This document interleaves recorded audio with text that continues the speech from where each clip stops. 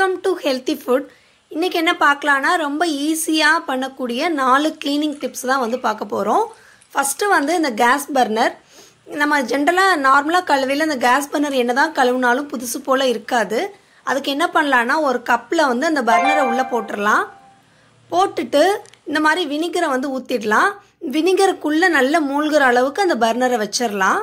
இதை வந்து over night விட்டுறணும். ஓவர் நைட் ஆகிடுச்சு. இப்போ காலையில் வந்து அதை எடுத்து க்ளீன் பண்ணிக்கலாம். இந்த மாதிரி ஒரு ப்ரஷ்ஷை வச்சு க்ளீன் பண்ணலாம். ப்ரஷ் வச்சு பண்ண கஷ்டமாக இருக்குது அப்படின்னா நம்ம பாத்திரம் வளர்க்குறோம் இல்லையா, ஸ்க்ரப்பர், அதை வச்சு பண்ணோன்னா இன்னும் ரொம்ப சுலபமாக இருக்கும். இது ரொம்ப எஃபர்ட்டே போட தேவையில்லை. சும்மா லேசாக தேய்ச்சிங்கனாவே புதுசு போல் மாறிடும். பாருங்கள், அப்படியே கலர் வந்து மாறுது. கண்டிப்பாக வந்து நைட் ஃபுல்லாக ஊற வைக்கணும். அப்போ தான் இந்த மாதிரி எஃபர்ட் போடாமல் சும்மா அப்படியே தேய்ச்சோன்னாவே புதுசு போல் வந்து மாறிடும். அவ்வளோதான், தேய்ச்சாச்சு. இதே மாதிரி மீத எல்லா பர்னரையும் க்ளீன் பண்ணி எடுத்துக்கலாம். அவ்வளோதாங்க, சூப்பராக க்ளீன் பண்ணிட்டோம்.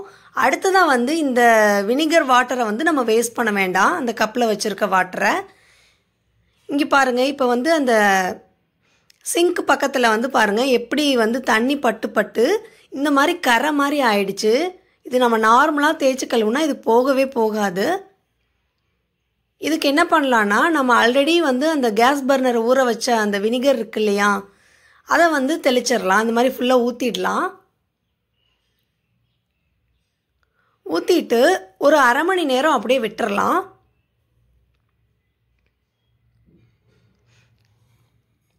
இப்போ அரை மணி நேரம் ஆயிடுச்சு. இந்த மாதிரி விம் லிக்விட் வந்து அப்ளை பண்ணிடுங்க.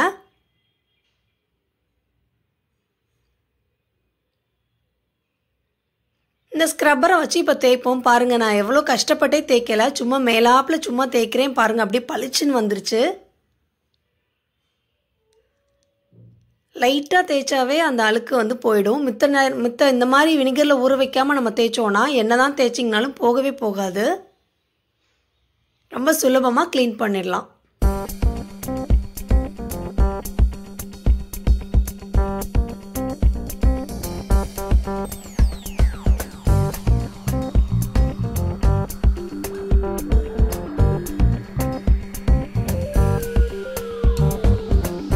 விட்டு கழுவிடலாம். புதுசு மாதிரியே ஆயிடுச்சு பார்த்தீங்களா. 5 நிமிஷத்தில் இந்த இதை பண்ணிடலாம். அவ்வளோதான். ஊற வைக்கிற டைம் தான் ஆகும் நம்மளுக்கு. அடுத்ததாக பார்த்தீங்கன்னா பாத்ரூம்ல எல்லாம் நம்ம ரெகுலராக தண்ணி யூஸ் பண்ணிகிட்டே இருக்கனால இந்த மாதிரி கரை மாதிரி ஃபார்ம் ஆகிடும்.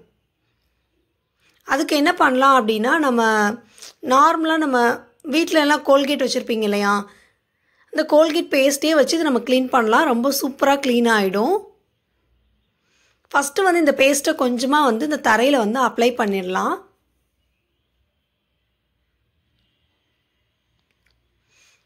இப்போ இது ஒரு ப்ரஷ்ஷோ இல்லை வந்து அந்த ஸ்க்ரப்பரோ வச்சு நல்லா தேய்ச்சிடலாம். ரொம்ப கஷ்டப்பட்டு தேய்க்கணும்னு இல்லை, லேசாக லைட்டாக தேய்ச்சா போதும். அவ்வளோதாங்க. இங்கே பாருங்கள், சூப்பராக புதுசு போல் ஆயிடுச்சு.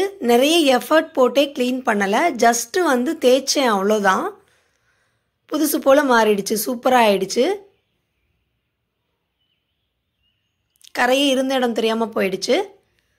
அடுத்ததாக பெரிய பிரச்சனை இந்த பாத்ரூம் டோரில் வந்து இந்த மாதிரி ஆகிடும். தண்ணி படுறதுனால கொஞ்ச நாளைக்கு ஒருக்கா இந்த மாதிரி வந்து கலராக மாறிடும்.